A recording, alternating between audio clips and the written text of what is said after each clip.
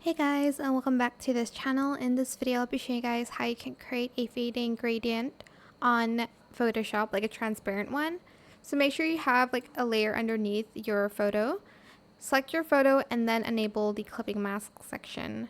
Then you're just going to select gradient, and then here you're going to select this one from basics.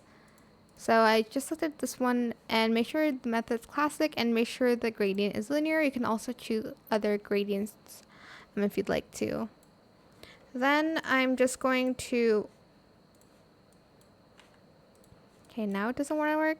You're just going to basically select this and you're going to, okay, I'm just going to select this gradient instead of this one in the middle. You can either choose this one or this one, and you're just going to drag it whichever way you want the background to be transparent. So maybe like up to like down here or down to up, maybe if you'd like to, or from right to left or left to right. It's totally up to you, like how you want the gradient to be.